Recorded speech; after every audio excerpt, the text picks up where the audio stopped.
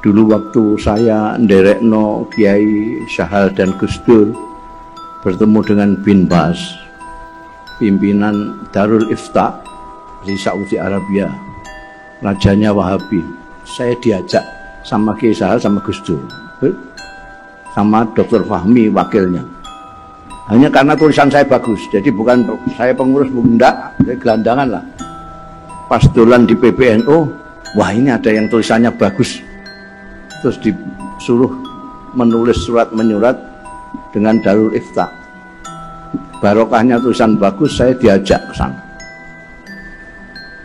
Nah, untuk supaya tidak menyulitkan Kiai Syahal dan Gus Dur, masa nanti memperkenalkan ini Rais Am Nahdlatul Ulama, ini Ketua Umum Nahdlatul Ulama, ini Wakil Ketua Umum.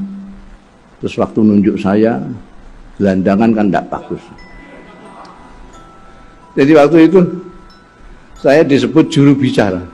Padahal mereka semua bisa bicara semua itu. Dan lebih fasih dari saya. Waktu ketemu bin Bas itu setiap Jumat menerima tamu dari berbagai negara. Dia mengajar tafsir sebentar, kemudian menemui setiap negara. Kita yang diundang itu enggak diajak ngomong sendiri. Saya sudah suudzon pada waktu ini, wahai ini kalau PBNU organisasi besar enggak dikasih kesempatan. Ternyata ketika semuanya sudah pamitan semua, bin Bas sudah masuk ke dalam istana peristirahatannya, ya punya tempat istirahat sendiri. Tiba-tiba ada asistennya dari PBNU Indonesia, dimohon untuk datang ke ruang istirahat. Jadi di ruang itu kecil itu bin Bas sendirian dengan ini Kiai Syahal, Gus Dur, Allah yarham. Pertanyaan bin Bas itu, sampean itu anggotanya ada berapa organisasi PBNU? Ini pada diam semua ya. Nah, karena saya sudah diangkat jadi juru bicara, saya yang ngomong 50 miliar ya Syekh. Dia bangkit dari tidurnya yang layah-layah ini, 50 miliar. Padahal saya karang pada waktu itu 50 juta. Saya lihat dia terkejut, saya senang. Pada waktu itu tahun 89. Penduduk Saudi berapa itu? Hah? 18 juta, saya bilang 50 juta. Dia gak mangkel berapa kali penduduk Saudi itu. Ternyata tadi ini 100 juta sudah. Dan itu luar biasa besarnya. Ketika ditanya, itu saya nggak bisa jawab sebagai juru bicara ketika perlu. Itu dananya dari mana? Itu saya nggak bisa jawab. Meskipun juru bicara saya diam saja. Itu bukan wewenang saya itu. Masa saya bilang urunan dari saya dari situ saya berpikir, Masya Allah ini. Karena mereka itu Darul Ifta itu sampai yang azan dibayar. Apalagi yang maca Quran qiraah, azan umat. Yang azan kadang-kadang nggak ikut sembahyang itu. Dibayar karena bayaran. Nah ini NU 50 juta. Siapa yang biayai? Makanya saya terus teringat, NU dulu itu kantornya di tempatnya ketuanya. Ketua dipilih yang banyak duitnya. Supaya kalau rapat-rapat yang nyugoi ya ketua itu. Hadirin pendengar dakwah channel rahimakumullah. Itulah kisah dari Kiai Haji Mustafa Bisri 32 tahun yang lalu pergi ke Darul Ifta, Raja Saudi Arabia 32 tahun yang lalu. Waktu itu penduduk Arab Saudi baru 18 juta. Sedangkan anggota Nahdlatul Ulama sudah 50 juta. Dan tahun 2022 yang lalu, anggota Nahdlatul Ulama sudah lebih dari 100 juta. Sedangkan penduduk Arab Saudi baru 36 juta. Hadirin wal hadirat, pendengar dakwah channel rahimakumullah. Jadi sejarah Nahdlatul Ulama adalah sejarah perlawanan terhadap kaum Wahabi, seperti dituturkan oleh Kiai Haji Abdul Mukhid Muzadi, salah satu ulama sepuh sang begawan NU, dalam kuliah Nahdlatologi di Ma'had Ali Situbondo beberapa tahun yang lalu.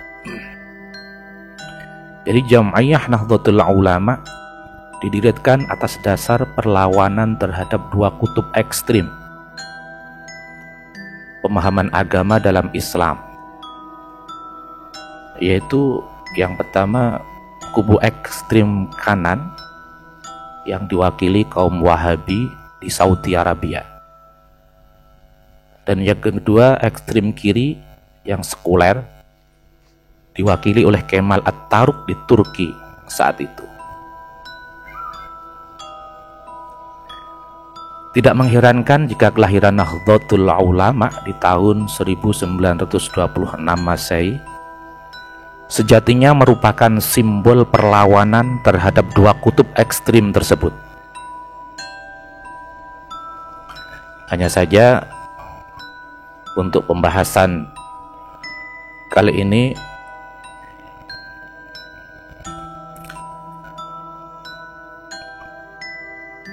akan membahas tentang bahasan ekstrim kutub yang pertama, yaitu kelompok Wahabi. Hadirin mustami'in mustami'at rahimakumullah. Jadi pembahasan Wahabi secara khusus pada sejarah kelamnya di masa lampau,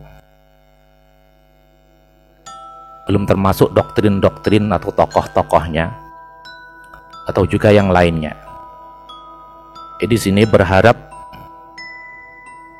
bahwa fakta sejarah ini akan dapat kita gunakan untuk memprediksi kehidupan sosial keagamaan kita di masa-masa yang akan datang. Karena bagaimanapun juga, apa yang dilakukan oleh kaum Wahabi saat itu merupakan goresan noda hitam. Goresan noda hitam inilah yang kini mengubah wajah Islam yang sejatinya pro kedamaian, Islam yang rahmatan lil alamin, menjadi sangat keras dan mengubah Islam yang semula ramah menjadi penuh amarah. Hadirin pendengar dakwah channel rahimakumullah, sebagaimana dimaklumi, kelompok Wahabi adalah sebuah sekte Islam yang kaku, yang keras, serta menjadi pengikut Muhammad ibnu Abdul Wahab. Ayahnya Abdul Wahab adalah seorang hakim Uyainah, pengikut Ahmad ibnu Hambal. Ini Ibnu Abdul Wahab sendiri lahir pada tahun 1703 Masehi. Di lahirnya pendiri kelompok Wahabi ini yaitu 1703 Masehi. Jadi masih baru lahir, masih kemarin sore. Padahal di tahun yang sama saat itu di Nusantara ini sudah ribuan pondok pesantren menyebarkan agama Islam, mentauhidkan masyarakat di Nusantara. Seperti misalnya Pondok Pesantren Al-Kahfi yang di Sumolangun, Kebumen ini. Jauh dari kelahiran pemimpinnya Wahabi ini. Pondok Pesantren Al-Kahfi berdiri sejak 1475 Masehi yang lalu. Hadirin wal hadirat rahimakumullah. Jadi di tahun yang sama kelahiran pemimpin Wahabi ini tercatat di Nusantara sudah banyak ribuan pondok pesantren yang berdiri, yang sudah mengajarkan agama Islam, mengajak bertauhid kepada Allah Subhanahu wa Ta'ala. Contoh yang kedua, Pondok Pesantren Mojosari, Loceret, Nganjuk. Sudah sejak zaman 1710. Dan Abdul Wahab ini baru berumur 7 tahun. Namun di Nusantara sudah ribuan pesantren berdiri mengajarkan ketauhidan kepada Allah, mengajarkan agama Islam, yang sekarang ajaran para kiai di Nusantara mereka anggap bid'ah, mereka anggap kafir. Dan bersamaan atas kelahirannya pemimpin Wahabi ini juga sudah berdiri Pondok Pesantren Babakan di Cirebon, Pondok Pesantren Sidogiri di Pasuruan, Pondok Pesantren Jamsaren di Solo, Pondok Pesantren Butet di Cirebon, Komaruddin Bungah Gresik, Miftahul Huda Gading Malang, Pakrante Cirebon, Alhamdaniyah Siwalan Panji Sidoarjo. Pesantren-pesantren itu sudah berdiri sejak tahun 1710, 1715 dan seterusnya. Muhammad Ibnu Abdul Wahab, pendiri sekte Wahabi ini, baru lahir, namun sudah berani-beraninya menganggap ajaran yang disampaikan oleh para kiai, para ulama di Nusantara ini, mereka anggap bid'ah, mereka anggap khurafat, kafir, dan akan masuk neraka. Hadirin wal hadirat mustami'in rahimakumullah. Jadi Abdul Wahab ini lahir pada tahun 1703 Masehi di Uyainah, atau masuk daerah Najd yang menjadi belahan timur kerajaan Saudi Arabia sekarang. Dalam perjalanan sejarahnya, Abdul Wahab sang ayah harus diberhentikan dari jabatan hakim dan dikeluarkan dari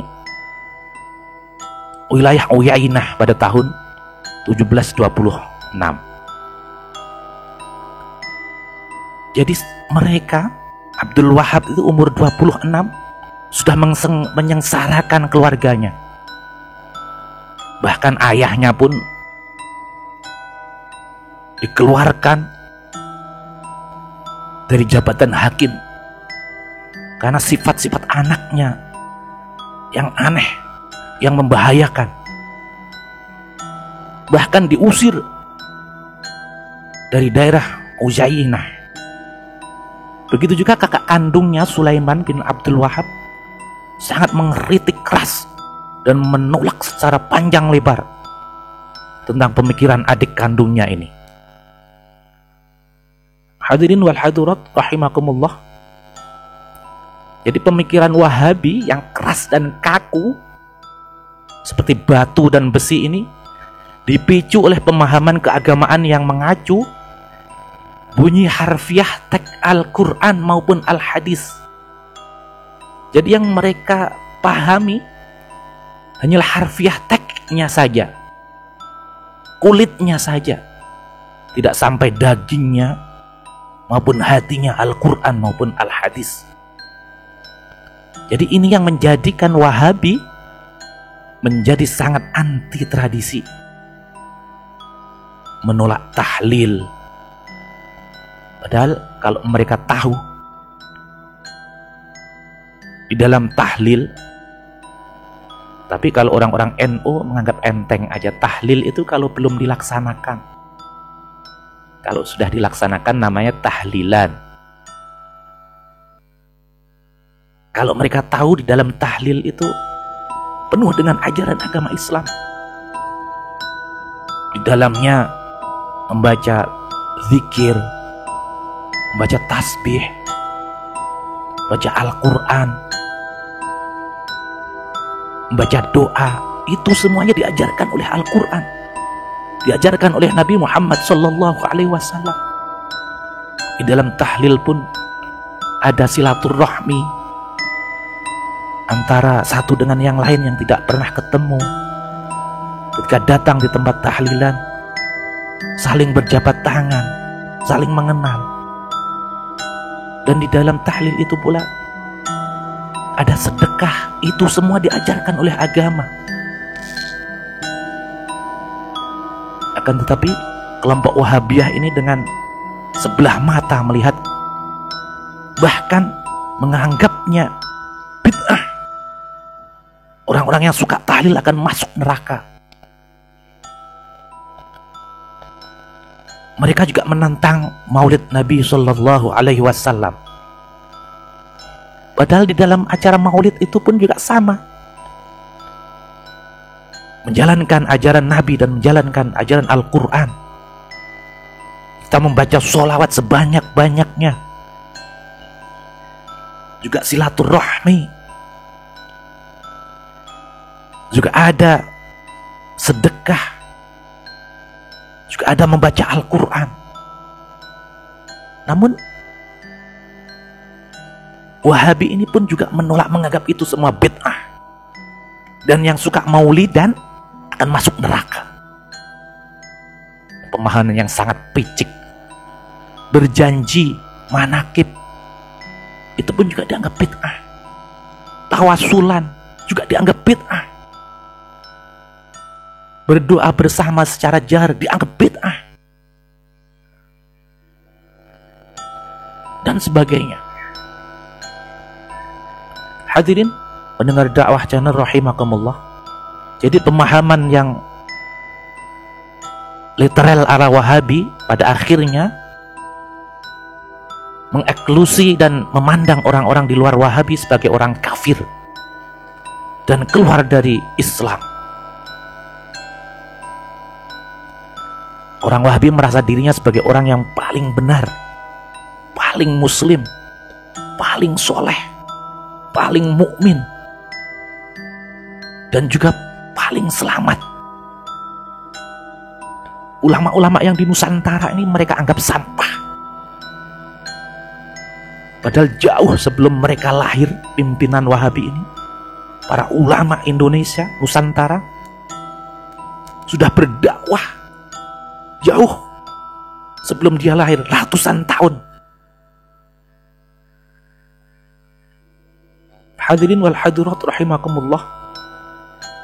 Mereka lupa bahwa keselamatan yang sejati tidak ditunjukkan dengan klaim-klaim ala Wahabi ini, melainkan dengan cara beragama yang ikhlas, yang tulus, tunduk sepenuhnya kepada Allah Subhanahu wa Ta'ala. Hadirin pendengar dakwah channel rahimakumullah, namun ironisnya pemahaman keagamaan Wahabi ini ditopang oleh kekuasaan Ibnu Saud yang saat itu menjadi penguasa Najd. Jadi Ibnu Saud sendiri adalah seorang politikus yang cerdas, yang hanya memanfaatkan dukungan Wahabi, kelompok yang sangat keras. Dan alhamdulillah di negara kita, kelompok-kelompok yang keras ini sudah disuntik mati oleh Bapak Presiden Jokowi, yang tidak mau menganggap bahwa Pancasila adalah dasar negara, tidak mau mencantumkan di ART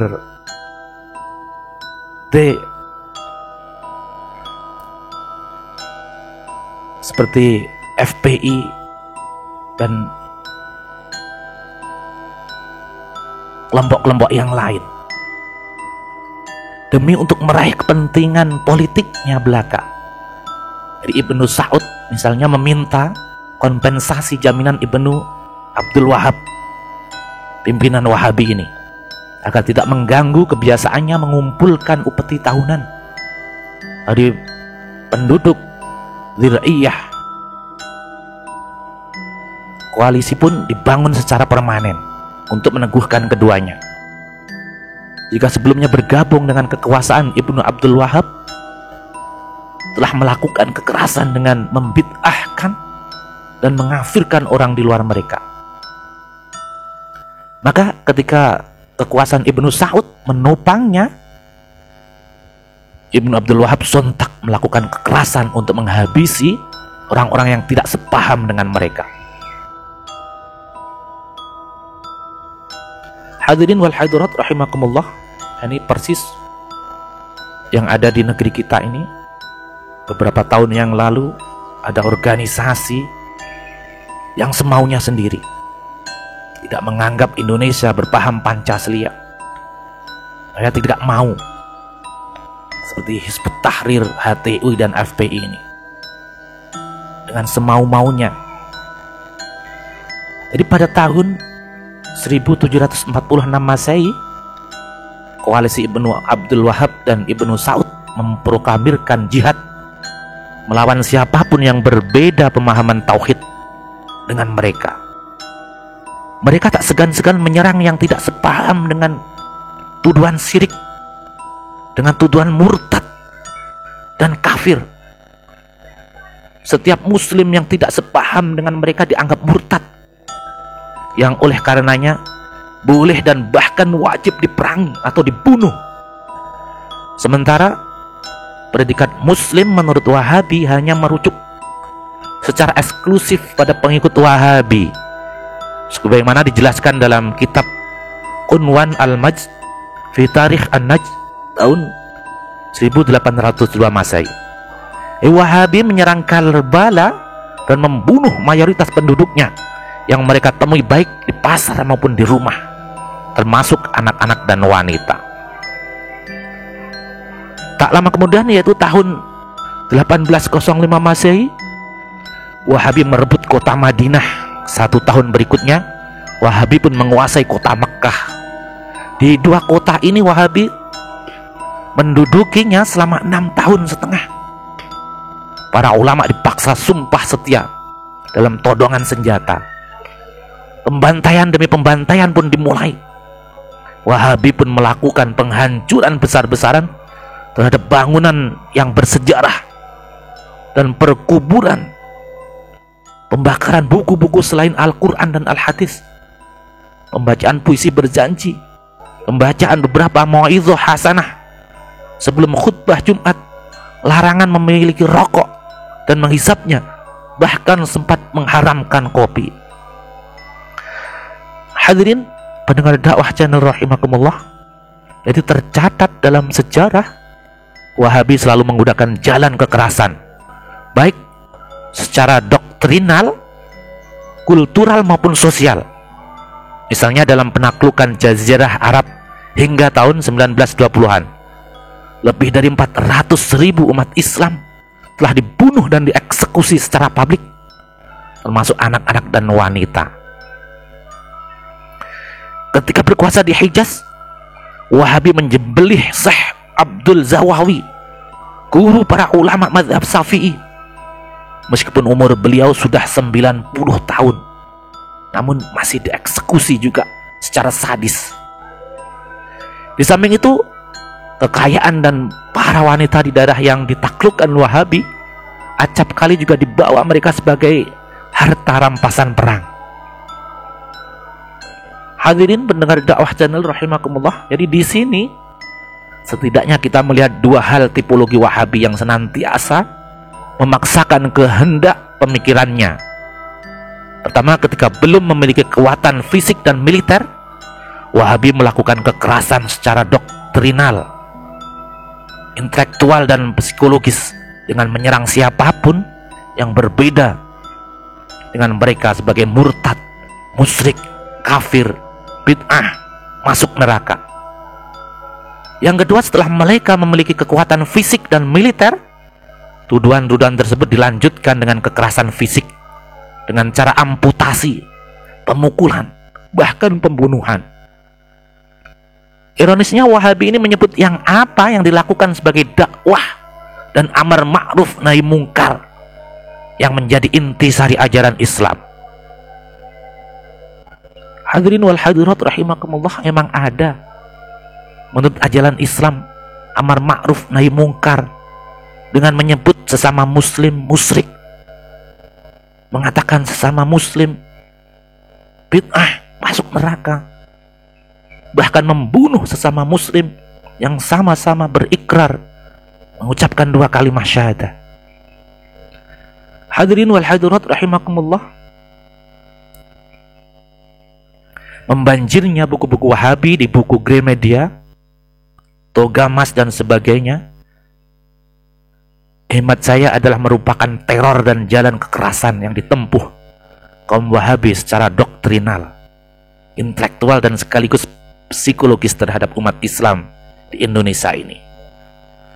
Wahabi Indonesia yang merasa masih lemah saat ini menilai bahwa cara efektif yang bisa dilakukan adalah dengan membid'ahkan, memurtadkan, memusyrikkan, dan mengkafirkan orang-orang yang berada di luar mereka, dengan harapan mereka dapat pengikut baru dari orang-orang yang keluar karena tidak kuat telinganya, dianggap ibadahnya bid'ah, musyrik, kafir, dan sebagainya.